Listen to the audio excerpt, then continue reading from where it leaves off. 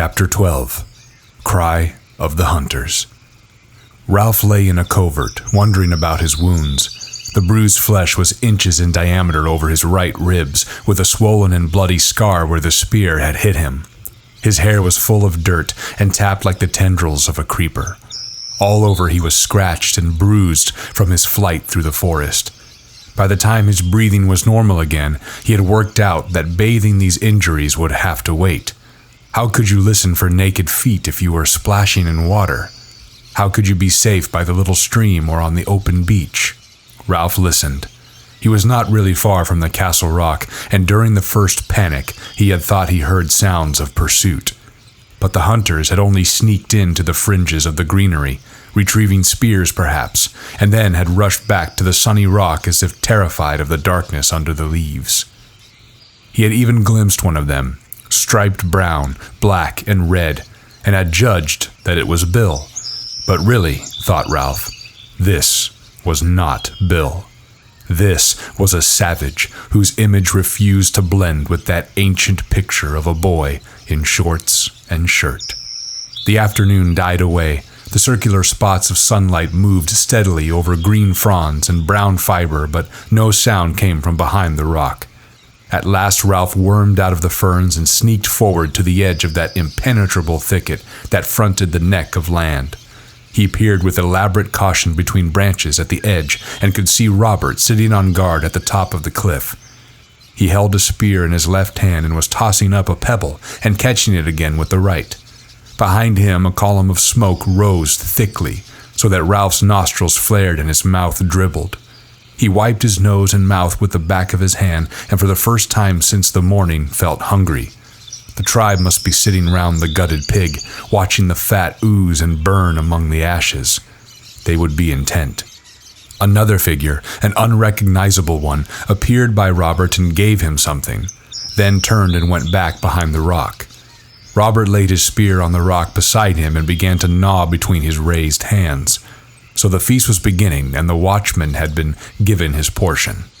Ralph saw that for the time being he was safe. He limped away through the fruit trees, drawn by the thought of the poor food, yet bitter when he remembered the feast. Feast today, and then tomorrow. He argued unconvincingly that they would let him alone, perhaps even make an outlaw of him. But then the fatal, unreasoning knowledge came to him again. The breaking of the conch and the deaths of Piggy and Simon lay over the island like a vapor. These painted savages would go further and further. Then there was that indefinable connection between himself and Jack, who therefore would never let him alone. Never. He paused, sun-flecked, holding up a bough, prepared to duck under it. A spasm of terror set him shaking, and he cried aloud. "No, they're not as bad as that. It was an accident." He ducked under the bough, ran clumsily, then stopped and listened. He came to the smashed acres of fruit and ate greedily. He saw two little ones and, not having any idea of his own appearance, wondered why they screamed and ran. When he had eaten, he went toward the beach. The sunlight was slanting now into the palms by the wrecked shelter. There was the platform and the pool. The best thing to do was to ignore this leaden feeling about the heart and rely on their common sense, their daylight sanity. Now that the tribe had eaten, the thing to do was to try again. And anyway, he couldn't stay here all night in an empty shelter by the deserted platform. His flesh crept and he shivered in the evening sun. No fire, no smoke, no rescue. He turned and limped away through the forest toward Jack's end of the island. The slanting sticks of sunlight were lost among the branches. At length he came to a clearing in the forest where rock prevented vegetation from growing. Now it was a pool of shadows, and Ralph nearly flung himself behind a tree when he saw something standing in the center. But then he saw that the white face was bone, and that the pig's skull grinned at him from the top of a stick. He walked slowly into the middle of the clearing and looked steadily at the skull that gleamed as white as ever the conch had done and seemed to jeer at him cynically. An inquisitive ant was busy in one of the eye sockets, but otherwise the thing was lifeless. Or was it? Little prickles of sensation ran up and down his back. He stood, the skull about on a level with his face, and held up his hair with 2 hands. The teeth grinned. The empty sockets seemed to hold his gaze masterfully and without effort. What was it? The skull regarded Ralph like one who knows all the answers and won't tell. A sick fear and rage swept him. Fiercely, he hit out at the filthy thing in front of him that bobbed like a toy and came back, still grinning into his face, so that he lashed and cried out in loathing. Then he was licking his bruised knuckles and looking at the bare stick while the skull lay in 2 pieces, its grin now 6 feet across. He wrenched the quivering stick from the crack and held it as a spear between him and the white pieces. Then he backed away, keeping his face to the skull that lay grinning at the sky.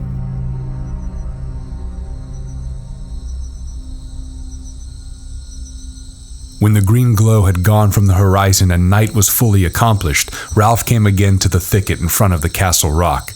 Peeping through, he could see that the height was still occupied, and whoever it was up there had a spear at the ready. He knelt among the shadows and felt his isolation bitterly. They were savages, it was true, but they were human, and the ambushing fears of the deep night were coming on. Ralph moaned faintly. Tired though he was, he could not relax and fall into a well of sleep for fear of the tribe. Might it not be possible to walk boldly into the fort, say, "I've got packs," laugh lightly, and sleep among the others? Pretend they were still boys, schoolboys who had said, "Sir, yes, sir," and worn caps? Daylight might have answered yes, but darkness and the horrors of death said no. Lying there in the darkness, he knew he was an outcast. "'Cause I had some sense." He rubbed his cheek along his forearm, smelling the acrid scent of salt and sweat and the staleness of dirt. Over to the left, the waves of ocean were breathing, sucking down, then boiling back over the rock. There were sounds coming from behind the castle rock. Listening carefully, detaching his mind from the swing of the sea, Ralph could make out a familiar rhythm. "Kill that beast, cut his throat, spill his blood." The tribe was dancing. Somewhere on the other side of this rocky wall, there would be a dark circle, a glowing fire, and meat. They would be savoring food and the comfort of safety. A noise nearer at hand made him quiver. Savages were clambering up the castle rock, right up to the top, and he could hear voices. He sneaked forward a few yards and saw the shape at the top of the rock change and enlarge. There were only 2 boys on the island who moved or talked like that. Ralph put his head down on his forearms and accepted this new fact like a wound. Sam and Eric were part of the tribe now. They were guarding the castle rock against him. There was no chance of rescuing them and building up an outlaw tribe at the other end of the island. Sam and Eric were savages like the rest. Piggy was dead, and the conch smashed to powder. At length the guard climbed down. The 2 that remained seemed nothing more than a dark extension of the rock. A star appeared behind them and was momentarily eclipsed by some movement. Ralph edged forward, feeling his way over the uneven surface as though he were blind.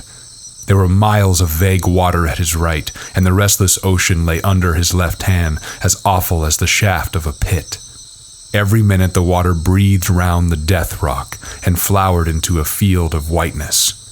Ralph crawled until he found the ledge of the entry in his grasp. The lookouts were immediately above him, and he could see the end of a spear projecting over the rock. He called very gently, "Sam and Eric." There was no reply. To carry, he must speak louder, and this would rouse those striped and inimical creatures from their feasting by the fire. He set his teeth and started to climb, finding the holds by touch. The stick that had supported a skull hampered him, but he would not be parted from his only weapon. He was nearly level with the twins before he spoke again. "Sam and Eric."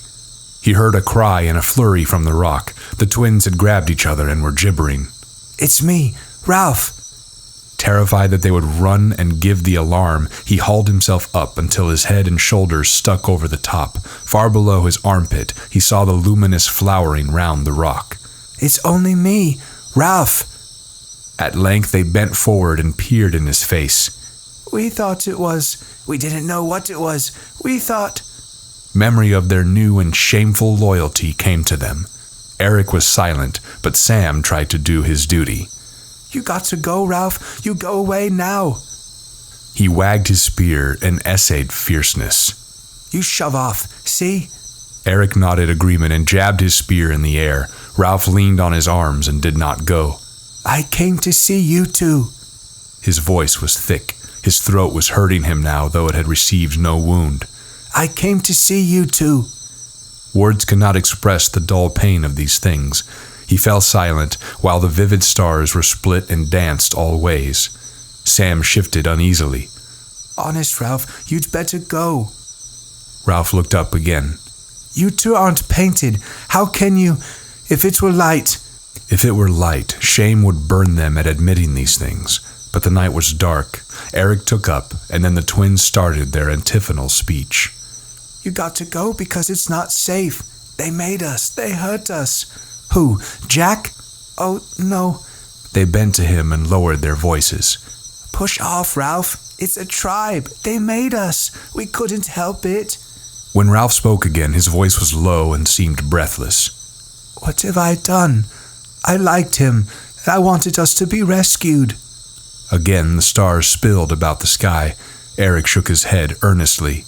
Listen, Ralph, never mind what sense. That's gone.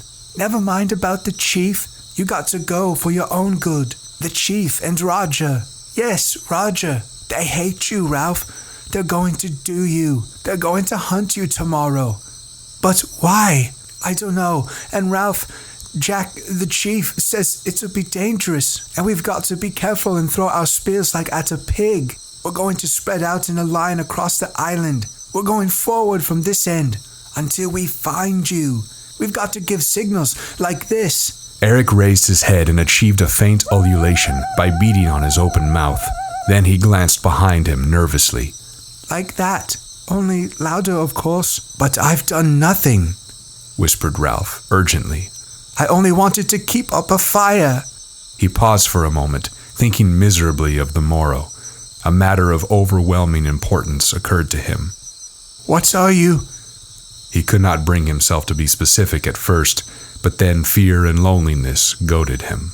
When they find me, what are they going to do? The twins were silent. Beneath him, the death rock flowered again. What are they? Oh, God, I'm hungry.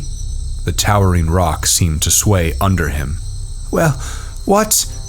The twins answered his question indirectly. You got to go now, Ralph. For your own good. Keep away as far as you can. Won't you come with me? 3 of us. We'd stand a chance. After a moment's silence, Sam spoke in a strangled voice. You don't know, Roger. He's a terror. And the chief, they're both terrors. Only Roger. Both boys froze. Someone was climbing toward them from the tribe. He's coming to see if we're keeping watch. Quick, Ralph! As he prepared to let himself down the cliff, Ralph snatched the last possible advantage to be wrung out of this meeting. I'll lie up close, in that thicket's down there, he whispered. So keep them away from it. They'll never think to look so close. The footsteps were still some distance away. Sam, I'm going to be all right, aren't I? The twins were silent again. Here, said Sam suddenly. Take this. Ralph felt a chunk of meat pushed against him and grabbed it. But what are you going to do when you catch me? Silence above. He sounded silly to himself. He lowered himself down the rock. What are you going to do? From the top of the towering rock came the incomprehensible reply. Roger sharpened a stick at both ends. Roger sharpened a stick at both ends. Ralph tried to attach a meaning to this, but could not. He used all the bad words he could think of in a fit of temper that passed into yawning. How long could you go without sleep? He yearned for a bed and sheets, but the only whiteness here was the slow-spilt milk, luminous around the rock 40 feet below, where Piggy had fallen. Piggy was everywhere, was on this neck, was become terrible in darkness and death. If Piggy were to come back now out of the water with his empty head, Ralph whimpered and yawned like a little one. The stick in his hand became a crutch on which he reeled. Then he tensed again. There were voices raised on the top of the castle rock. Sam and Eric were arguing with someone, but the ferns and the grass were near. That was the place to be in, hidden and next to the thicket that would serve for tomorrow's hideout. Here, and in his hands touched grass, was a place to be in for the night, not far from the tribe, so that if the horrors of the supernatural emerged, one could at least mix with humans for the time being, even if it meant... What did it mean? A stick sharpened at both ends. What was there in that? They had thrown spears and missed, all but one. Perhaps they would miss next time, too. He squatted down in the tall grass, remembered the meat that Sam had given him, and began to tear at it ravenously. While he was eating, he heard fresh noises, cries of pain from Sam and Eric, cries of panic, angry voices. What did it mean? Someone besides himself was in trouble, for at least one of the twins was catching it. Then the voices passed away down the rock and he ceased to think of them. He felt with his hands and found cool, delicate fronds backed against the thicket. Here then was the knight's lair. At first light, he would creep into the thicket, squeeze between the twisted stems, ensconce himself so deep that only a crawler like himself could come through, and that crawler would be jabbed.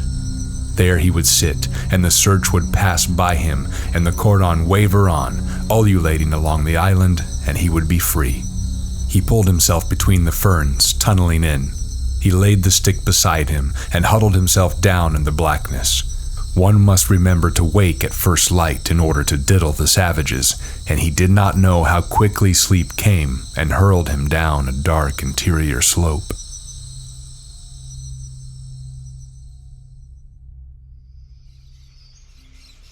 He was awake before his eyes were open, listening to a noise that was near. He opened an eye, found the mold an inch or so from his face, and his fingers gripped into it, light filtering between the fronds of fern.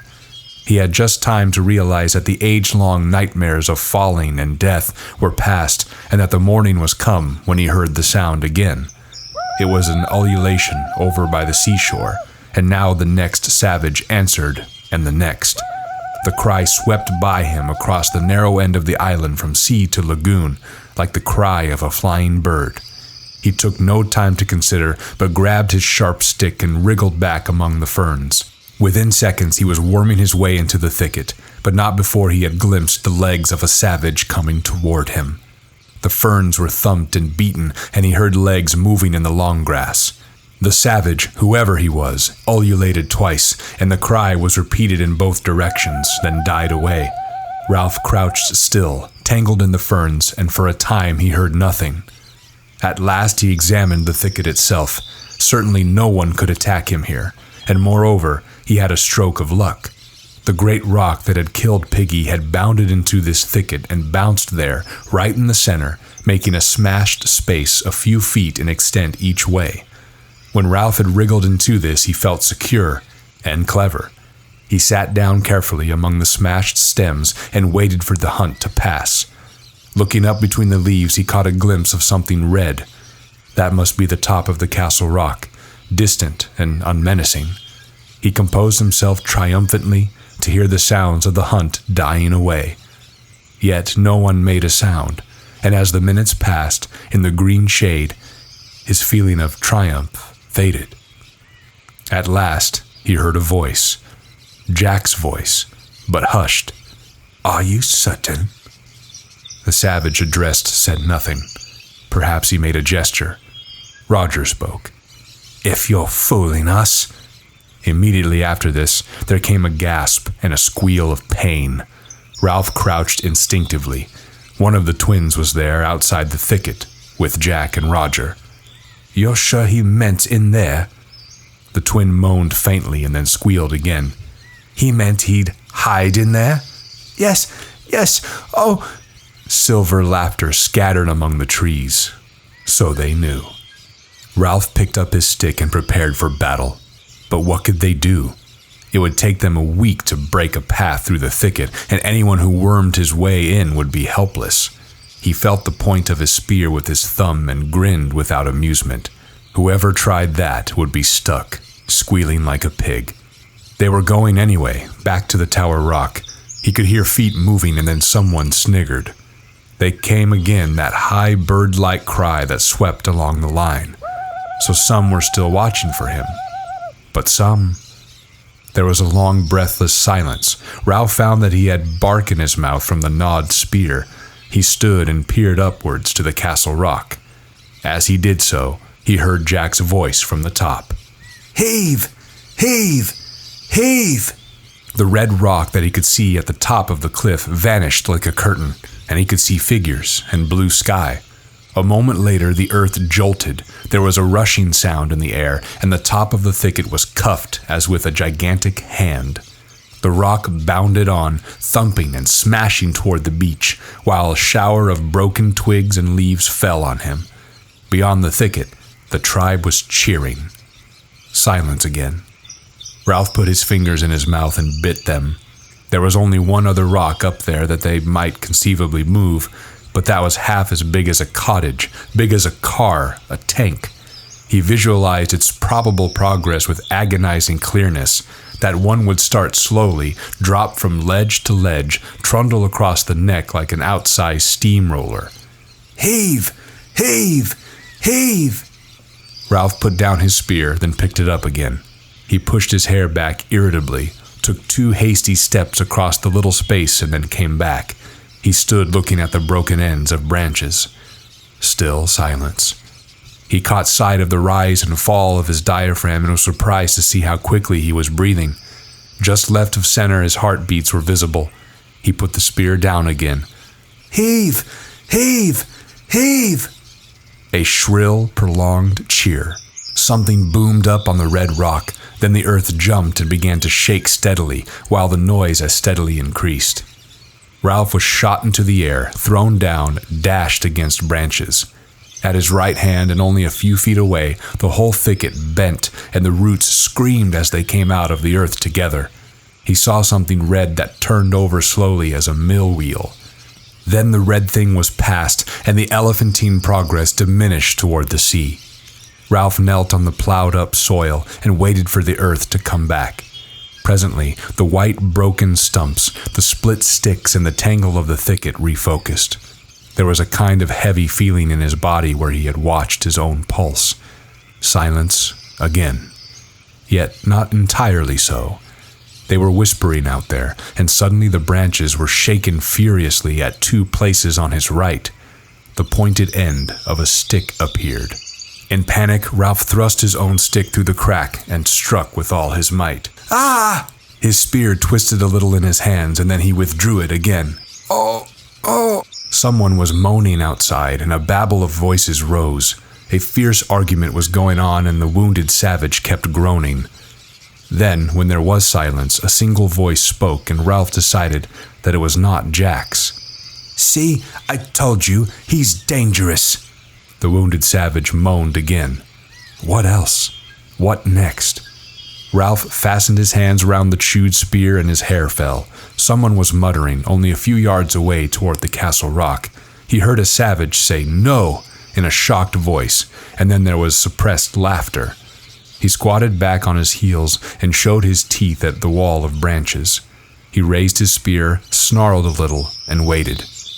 Once more the invisible group sniggered.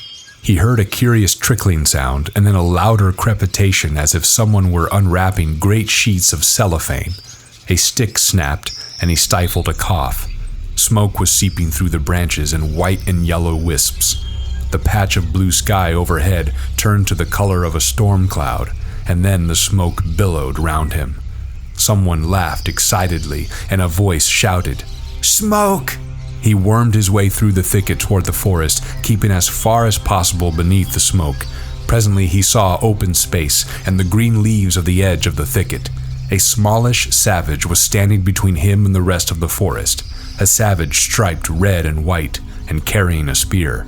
He was coughing and smearing the paint about his eyes with the back of his hand as he tried to see through the increasing smoke. Ralph launched himself like a cat, stabbed, snarling with the spear, and the savage doubled up. There was a shout from beyond the thicket, and then Ralph was running with the swiftness of fear through the undergrowth. He came to a pig run, followed it for perhaps 100 yards, and then swerved off. Behind him, the ululation swept across the island once more, and a single voice shouted 3 times. He guessed that was the signal to advance and sped away again till his chest was like fire. Then he flung himself down under a bush and waited for a moment till his breathing steadied. He passed his tongue tentatively over his teeth and lips and heard far off the ululation of the pursuers. There were many things he could do. He could climb a tree, but that was putting all his eggs in one basket. If he were detected, they had nothing more difficult to do than wait. If only one had time to think. Another double cry at the same distance gave him a clue to their plan. Any savage balked in the forest would utter the double shout and hold up the line till he was free again. That way, they might hope to keep the cordon unbroken right across the island. Ralph thought of the boar that had broken through them with such ease. If necessary, when the chase came too close, he could charge the cordon while it was still thin, burst through, and run back. But run back where? The cordon would turn and sweep again. Sooner or later, he would have to sleep or eat, and then he would awaken with hands clawing at him, and the hunt would become a running down. What was to be done then? The tree? Burst the line like a boar? Either way, the choice was terrible. A single cry quickened his heartbeat, and leaping up, he dashed away toward the ocean side and the thick jungle till he was hung up among creepers. He stayed there for a moment with his calves quivering. If only one could have quiet, a long pause, a time to think. And there again, shrill and inevitable, was the ululation sweeping across the island. At that sound, he shied like a horse among the creepers and ran once more till he was panting. He flung himself down by some ferns. The tree or the charge? He mastered his breathing for a moment, wiped his mouth, and told himself to be calm. Sam and Eric were somewhere in that line and hating it. Or were they? And supposing instead of them he met the chief or Roger, who carried death in his hands. Ralph pushed back his tangled hair and wiped the sweat out of his best eye. He spoke aloud. Think.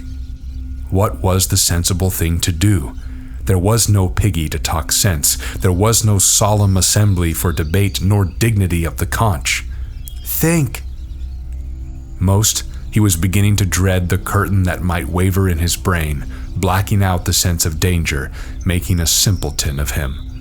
A third idea would be to hide so well that the advancing line would pass without discovering him. He jerked his head off the ground and listened. There was another noise to attend to now, a deep grumbling noise, as though the forest itself were angry with him. A somber noise across which the ululations were scribbled excruciatingly as on slate. He knew he had heard it before somewhere, but had no time to remember. Break the line. A tree. Hide and let them pass.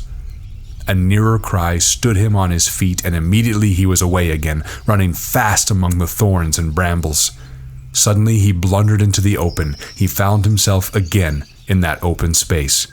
And there was the fathom-wide grin of the skull, no longer ridiculing a deep blue patch of sky, but jeering up into a blanket of smoke. Then Ralph was running beneath trees, with the grumble of the forest explained. They had smoked him out and set the island on fire. Hide was better than a tree because you had a chance of breaking the line if you were discovered. Hide then. He wondered if a pig would agree and grimaced at nothing.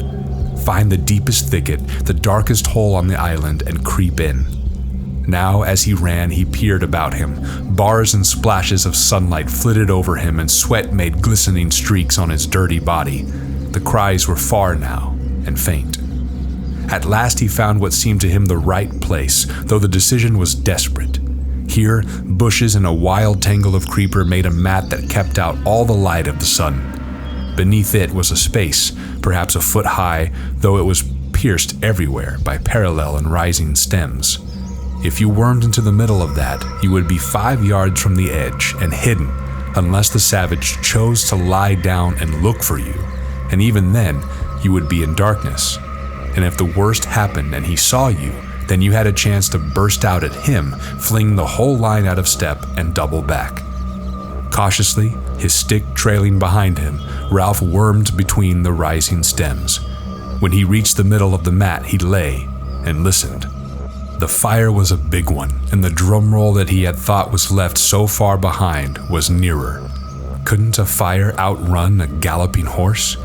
He could see the sun-splashed ground over an area of perhaps 50 yards from where he lay, and as he watched, the sunlight in every patch blinked at him. This was so like the curtain that flapped in his brain that for a moment he thought the blinking was inside him. But then the patches blinked more rapidly, dulled and went out, so that he saw that a great heaviness of smoke lay between the island and the sun. If anyone peered under the bushes and chanced to glimpse human flesh, it might be Sam and Eric, who would pretend to not see and say nothing. He laid his cheek against the chocolate-colored earth, licked his dry lips, and closed his eyes. Under the thicket, the earth was vibrating very slightly, or perhaps there was a sound beneath the obvious thunder of the fire and scribbled ululations that was too low to hear. Someone cried out. Ralph jerked his cheek off the earth and looked into the dulled light. They must be near now, he thought, and his chest began to thump. Hide, break the line, climb a tree. Which was the best after all? The trouble was you only had one chance. Now the fire was nearer. Those volleying shots were great limbs, trunks even, bursting. The fools, the fools! The fire must be almost at the fruit trees. What would they eat tomorrow? Ralph stirred restlessly in his narrow bed. One chanced nothing. What could they do? Beat him? So what? Kill him? A stick, sharpened at both ends. The cries suddenly near her jerked him up. He could see a striped savage moving hastily out of a green tangle and coming toward the mat where he hid. A savage who carried a spear. Ralph gripped his fingers into the earth.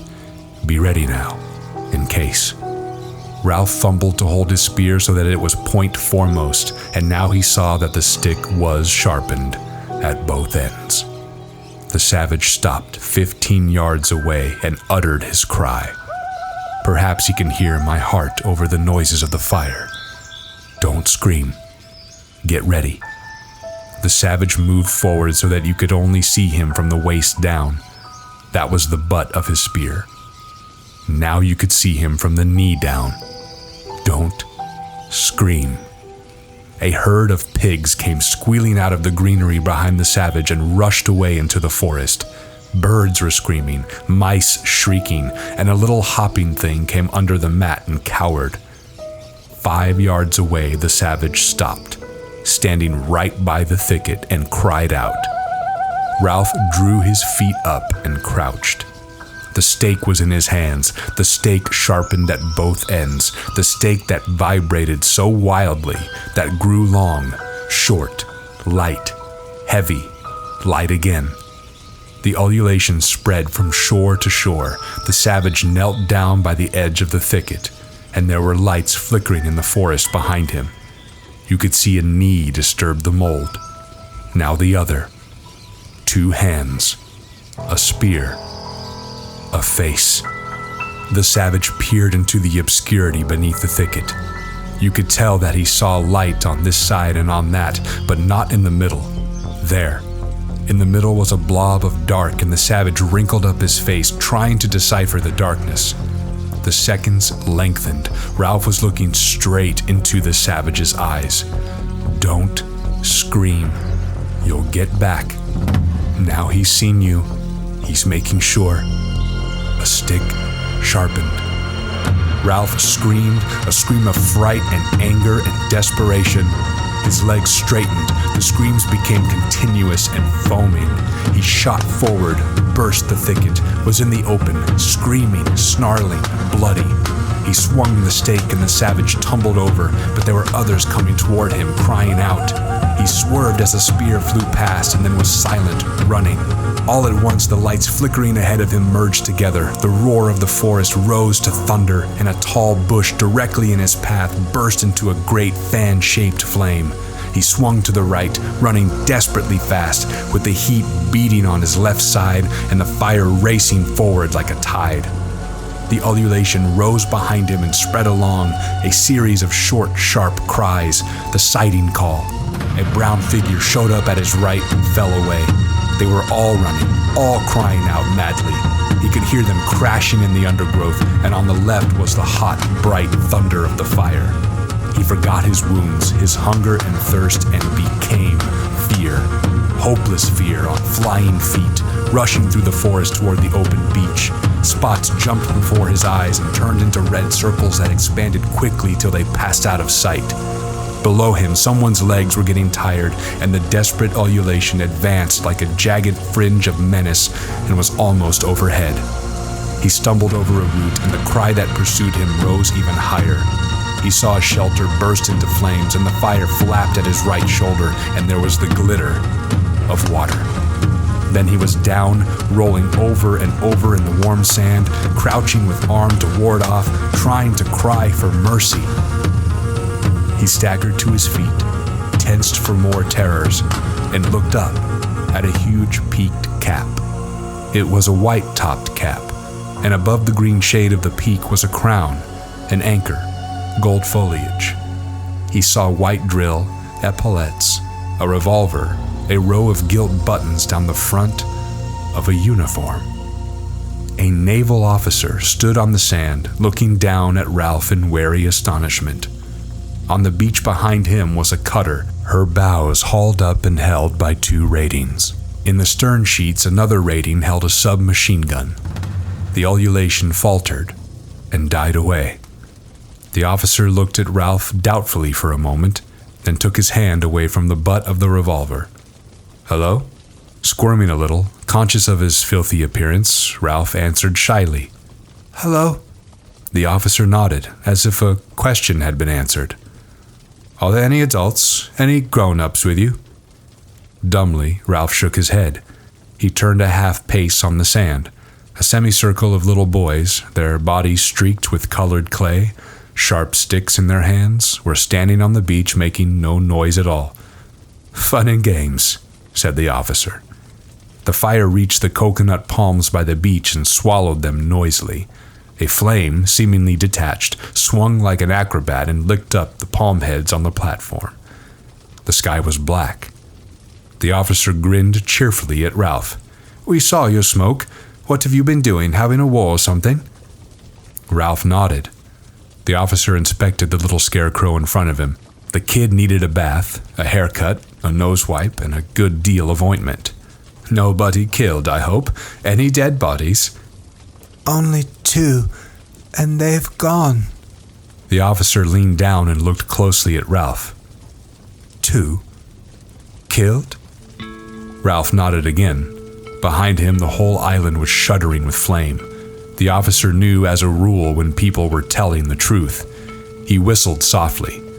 Other boys were appearing now, tiny tots some of them, brown with the distended bellies of small savages. One of them came close to the officer and looked up. I'm... But there was no more to come. Percival Wemyss Madison sought in his head for an incantation that had faded clean away. The officer turned back to Ralph. "We'll take you off. How many of you are there?" Ralph shook his head. The officer looked past him to the group of painted boys. "Who's boss here?" I am," said Ralph loudly. A little boy who wore the remains of an extraordinary black cap on his red hair and who carried the remains of a pair of spectacles at his waist started forward, then changed his mind and stood still. "We saw your smoke, and you don't know how many of you there are?" "No, sir." "I should have thought," said the officer as he visualized the search before him. "I should have thought that a pack of British boys, you're all British, aren't you, would have been able to put up a better show than that, I mean." "It was like that at first," said Ralph. "Before things... He stopped. We were together then." The officer nodded helpfully. "I know, jolly good show like the Coral Island." Ralph looked at him dumbly. For a moment he had a fleeting picture of the strange glamour that had once invested the beaches. but the island was scorched up like dead wood. Simon was dead, and Jack had... The tears began to flow, and sobs shook him. He gave himself up to them now for the first time on the island. Great shuddering spasms of grief that seemed to wrench his whole body. His voice rose under the black smoke before the burning wreckage of the island, and infected by that emotion, the other little boys began to shake and sob too. And in the middle of them, with filthy body, matted hair and unwiped nose, Ralph wept for the end of innocence, the darkness of man's heart, and the fall through the air of the true, wise friend called Piggy. The officer, surrounded by these noises, was moved and a little embarrassed. He turned away to give them time to pull themselves together and waited, allowing his eyes to rest on the trim cruiser in the distance.